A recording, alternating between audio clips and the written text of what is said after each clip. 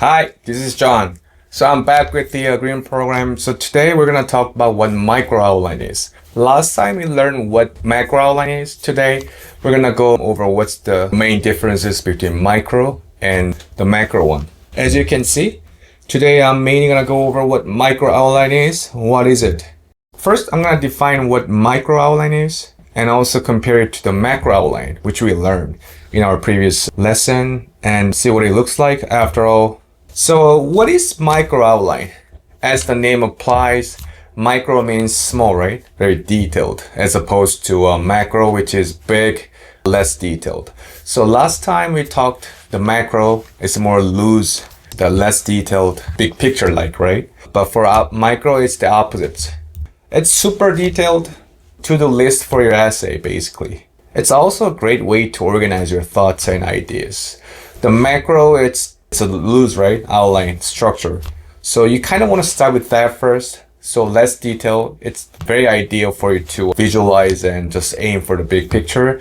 And then you can kind of transition into the micro one, right? Micro is more detailed. So it's time for you to kind of beef up your outline by adding more details, fine-tune the language. The micro outline is an outline that focuses on the small details instead of bigger picture. Macro, it's all about big pictures, less detailed. Micro, it's all about small details. Make sure you're not aiming for big picture, but rather small but more fuller and more detailed structure. Micro outline is very similar to a macro outline, but with more information. That's the key differences. Micro, you're aiming for somewhat smaller, right? More details within confined space. You always want to go for more information here. Macro versus micro outline. So let's play a game, all right? So to find out the difference between a macro and micro outline, let's play true or false game. I have 4 true and false questions for you. I'll go over answers after I go over each statement. First, micro outline focuses on the bigger picture. True or false? Statement number 2, the macro means small and the micro means big. Third one, a micro outline is usually shorter than a macro outline. And fourth, the micro outline is just as helpful as a macro outline. So let's go over some answers here. First, it's false. Micro outline focuses on the bigger picture. No, it does not focus on bigger picture. It focuses on the smaller details. Statement number 2, true or false? Macro means small and micro means big. False, it's the opposite. Macro means big, micro means small. Third statement, a micro outline is usually shorter than a macro outline. False, the micro outline is much longer, lengthier than the macro because it's more detailed. Fourth one, a micro outline is just as helpful as the macro one. True.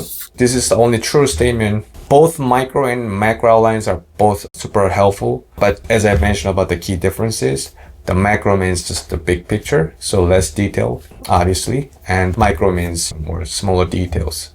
So I'm gonna just show you briefly what a micro outline looks like.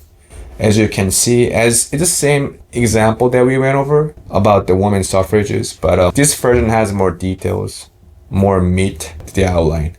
So first part of the essay, introduction, as you can see, there are 3 main parts: hook, background, and thesis. As you can see, compared to the macro version, this micro version has more details for each part: hook, background, and thesis.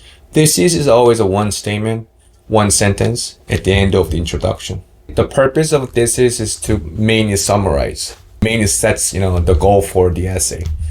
So the rest of the subsequent parts would obviously there to support or defend the thesis accordingly. Second part of the essay is the body 1, body 2, and body 3. Typically 5-paragraph essay, of course, has 3 body paragraphs. So there's the introduction, body 1, body 2, body 3, and the last one is conclusion. So as you can see, each body paragraph contains sufficient necessary details for each element, such as topic sentence, evidence, or concluding sentence. Unlike macro outline, this version has significant details for each element. For conclusion as well, there are 3 parts: opening sentence, we're revisiting thesis, and we also have a takeaway message for the readers. All of these elements are fully packed with quality details. And at the end of the paper, of course, we want to have the works cited page listing all the sources we used. So going back to the micro outline, as I mentioned, the micro is all about the small details, but quality details. So when you're working on the micro details, be sure to spell out the details that you would like to include in the paper or essay. And that will be super helpful when it comes to working on the first draft. All right, so I'll see you later. Bye-bye.